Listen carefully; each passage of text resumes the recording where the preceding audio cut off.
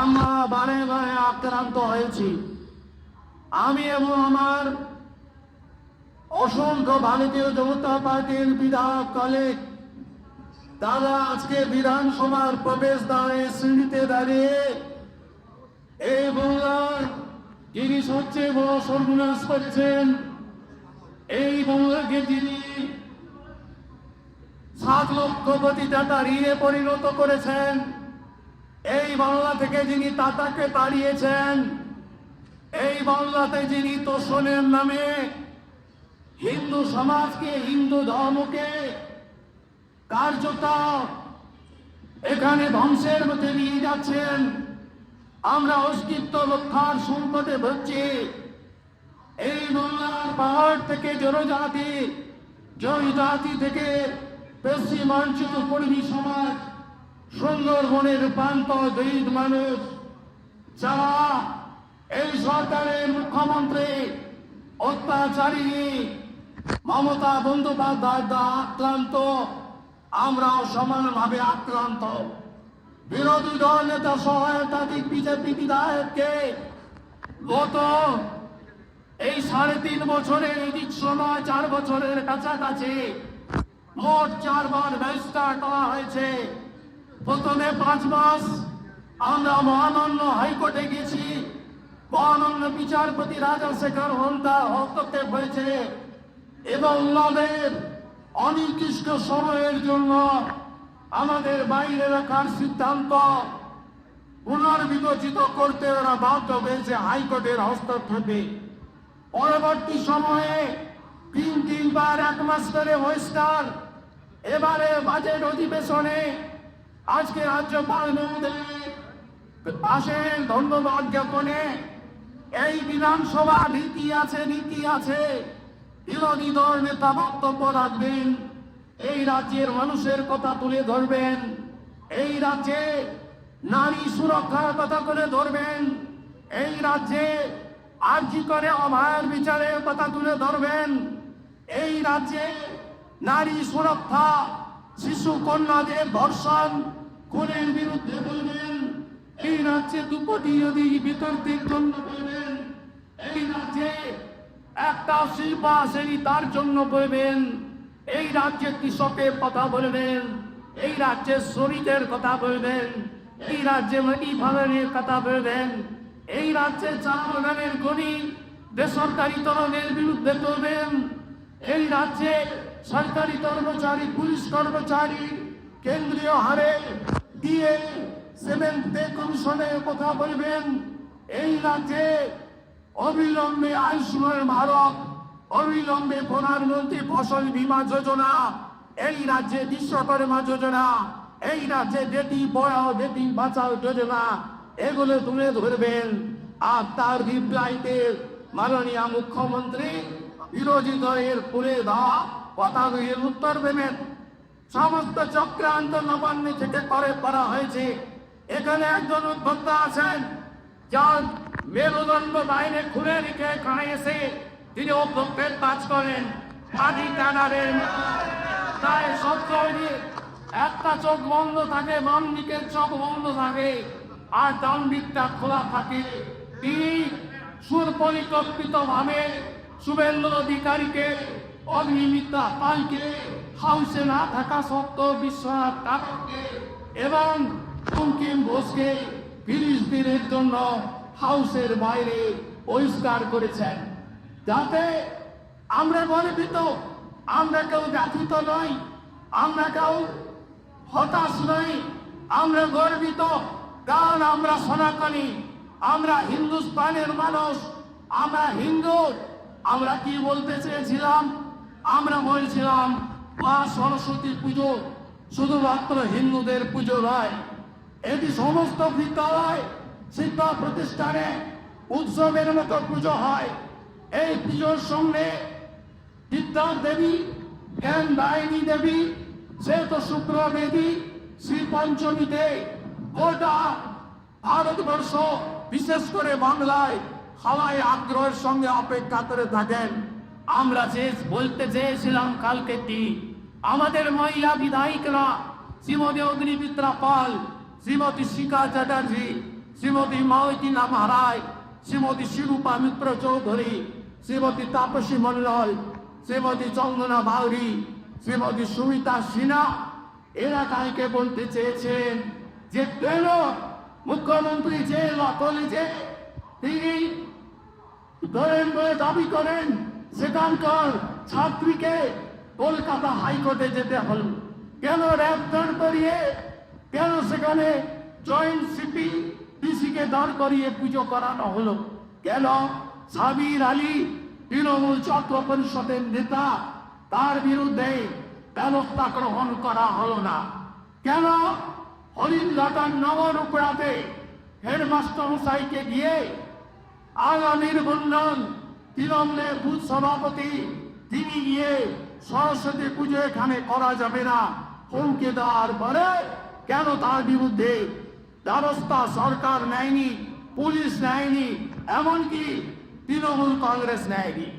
আজকে তার প্রতিবাদ করেছে। আমরা মা সরস্বতীর অপমান তার প্রতিবাদ করতে গিয়ে সাসপেন্ড হয়েছি। আমাদের এতটুকু দুঃখ নেই। আজকে এই মুখ্যমন্ত্রী বিধানসভায় বক্তব্য রাখছেন। এই মুহূর্তে আপনারা জানেন এই বিধানসভাকে কলুষিত করেছেন এই মুখ্যমন্ত্রী। এই মুখ্যমন্ত্রী নভেম্বর মাস 2006 বিধানসভার মেম্বার না হয়েও তিনি এখানে ঢুকে সব আসবাবপত্র ভেঙেছেন। এই মুখ্যমন্ত্রী, এই মুখ্যমন্ত্রী, এই মুখ্যমন্ত্রী, এই মুখ্যমন্ত্রী 14 আগস্ট 2005 19 বিকাল লোকসভায় তার গায়ে কাগজ এবং চাদরে ছুড়ে মেরেছিলেন। এই মুখ্যমন্ত্রী আজকে এখান থেকে লাইভ করবেন আমরা জানি, কারণ এই বিধানসভা হাউস বিলংস টু অপোজিশন নেই। এই বিধানসভাকে সরকার যেমন চালান, পার্টি যেমন চালান, পরিবারের সম্পত্তি হিসাবে একইভাবে তিনি এই বিধানসভাকেও নিজের প্রপার্টি হিসেবে ব্যবহার করেন। গতকালই বলেছিলাম যে উনি আসবেন, উনি অনেক ভাষণ দেবেন, বিদ্যাপল্লী উনি চড়াবেন আর লাইভ হবে, আপনারা কেউ জানতেন না। 2 মিনিট আগে আমি যা বলেছি তাই মিলেছে। এবং আমরা লোডশেডিং অপোজিশন, বিজেপির অপোজিশন 2001 থেকে 6 সিপিএম অপোজিশনে ছিল। এলওপিকে একদিনের জন্য সাসপেন্ড করেনি। 2006 থেকে 11 কংগ্রেস ছিল, কংগ্রেসকে তারা বাধা দেয়নি। 2011-16 থেকে 21 কংগ্রেস ছিল, 11 থেকে 16 সিপিএম ছিল, বাধা দেয়নি। কিন্তু বিজেপিকে প্রতি পদে পদে বাধা দেওয়া হয়। আমাদের মুখ্যমন্ত্রী যিনি 14 বছর ধরে পুলিশ মন্ত্রী, স্বাস্থ্যমন্ত্রী, আজকে একটাও পুলিশ বাজেট হয় না, ডিপার্টমেন্টাল বাজেট। আগে বৃহস্পতিবার ছিল স্বরাষ্ট্র দপ্তরের প্রশ্ন উত্তর, কলিং এভেন্সার বিনসান, পরে উনি চেঞ্জ করে সোমবার করেছেন। একটা সোমবারও প্রশ্ন নেওয়া হয় না। এই রাজ্যের আইন শৃঙ্খলা তদারকি অপরাজিতার বিল ঢাকঢোল নিয়ে এনেছিলেন, আমরা সমর্থন করেছিলাম। আমি সেদিনে বলেছিলাম আপনি ত্রুটিমুক্ত বিল এনেছেন তো পাস করানোর দায়িত্ব আপনার, আমরা সবাই ভোট দিলাম, আপনি পাস করি আনুন। আপনারা দেখেছেন কার্যকর করতে পারেননি। তার কারণ উনি সংবিধান মানেন না, উনি জুডিশিয়ারি মানেন না, উনি হাউসের বিজনেস রুলস মানেন না। হাউস বিলংস টু অপোজিশন, এটা স্বীকার করেন না। পাঠাগারের কমিটি, সামান্য ক্লাব কমিটি, পূজা কমিটি, সব কমিটি, শাসন কমিটি, কবরস্থান কমিটি সব ওনার দখল চাই। গোটা রাজ্যকে উনি এখন এই কমতে তিনি নিয়ে যেতে চান। তাই এই মুখ্যমন্ত্রী ওটা বাংলাতেই শেষ করে দিয়েছেন। রাজ্যপাল মহোদয়ের ভাষণে যেগুলো আছে আপনারা দেখবেন। প্রথমে যদি আপনারা যান রাজ্যের উন্নয়নের কথা, তাহলে দেখবেন রাজ্যের উন্নয়নের ক্ষেত্রে যে কথা বলা হয়েছে তার সঙ্গে বাস্তবের কোনো মিল নেই। 61টা rail project, Hili rail project, Lalgarh rail project, Ghatal rail project, 61টা রেল প্রজেক্ট, সেখানে জমি দেওয়ার ব্যবস্থা হয়নি। ভারত সরকার একাধিক এয়ারপোর্ট বানাতে চান, একাধিক এয়ারপোর্ট করতে চান। হাসিমারাতে জমি চেয়েছেন, ওয়ালাইকুন্নায় জমি চেয়েছেন, ইনি জমি দেবেন না। কলকাতা এয়ারপোর্টে কাজ শেষ হয়ে গেছে। একটি মাজার, একটি ধর্মীয় প্রতিষ্ঠান থাকার জন্য কলকাতা এয়ারপোর্টে আজকে তার সম্পূর্ণকরণ হতে পারছে না।